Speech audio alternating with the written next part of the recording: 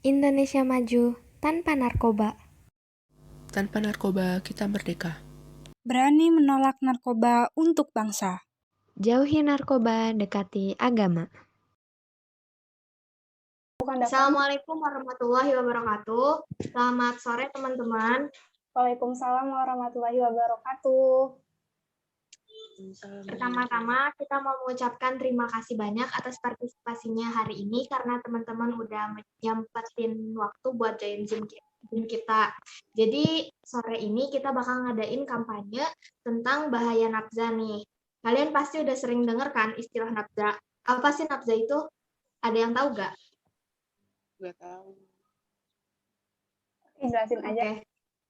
Oke, jadi nafza itu singkatan dari narkotika, psikotropika, dan zat adiktif.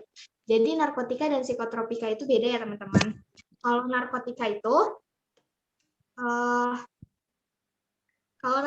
itu menurut Undang-Undang Nomor 35 Tahun 2009, narkotika itu zat yang bisa bikin kesadaran kita menurun dan bisa juga ngilangin rasa nyeri di tubuh kita untuk sementara waktu. Aduh, maaf. Kalian tahu putau nggak? Enggak.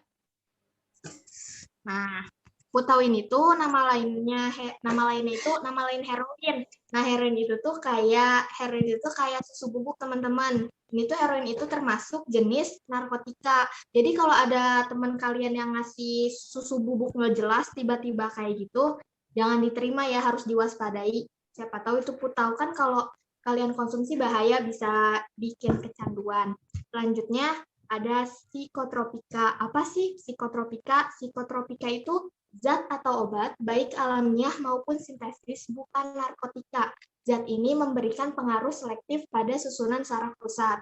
Kalian tahu sabu-sabu kan? Tahu. Sabu-sabu nggak? Tahu. Sabu-sabu itu salah satu jenis psikotropika. Bentuknya itu dia putih, macam kristal. Biasanya itu dipakainya itu buat ngerokok atau enggak dilarutin ke air.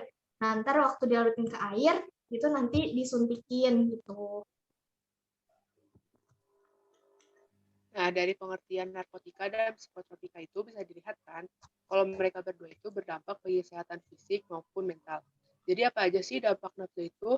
Dampak nafza bagi kesehatan itu, yang pertama, ketergantungan dan kecanduan berat. Yang kedua, dapat menyebabkan kerusakan otak yang bisa saja permanen. Yang ketiga, memicu penyakit jantung. Yang keempat, dapat merusak lambung dan pencernaan. Nah, yang kelima, yang terakhir, yang paling parah itu dapat menyebabkan kematian. Nah, selain nafza itu berdampak bagi kesehatan, nafza juga ternyata memiliki dampak terhadap kehidupan kita. Misalkan bagi generasi muda, ekonomi maupun masyarakat. Contoh nafza yang berdampak bagi generasi muda, misalnya generasi muda tidak dapat berpikir jernih karena ketergantungan bahan psikotropika. Kalau contoh nyatanya mungkin perilaku yang urakan gitu, terus melakukan seks bebas atau pergaulan bebas.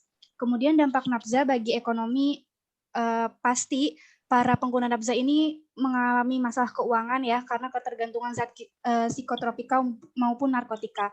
Karena kan kalau yang kita ketahui nih, harga nafza itu kan nggak bisa dibilang murah ya. Dan yang paling parah yaitu pengguna bakal berurusan dengan pihak kepolisian. Nah, selain memiliki dampak bagi generasi muda maupun ekonomi, dampak nafza juga terjadi pada masyarakat. Kalau misalnya ada orang yang ketergantungan sama nafza di lingkungan tersebut, otomatis bakal meningkatkan tingkat kriminalitas. Nah, sekarang kan kita udah tahu nih kalau nafza itu berbahaya. Di sini kita bakal ngasih tahu cara mencegah penyalahgunaan nafza. Yang pertama, menolak tawaran penyalahgunaan zat psikotropika. Yang kedua, mengetahui serta menyadari jika nafza itu membawa dampak negatif bagi kesehatan tubuh serta kehidupan kita. Yang ketiga, gunakan waktu luang untuk bersantai bersama keluarga, belajar, olahraga, ataupun kegiatan positif lainnya.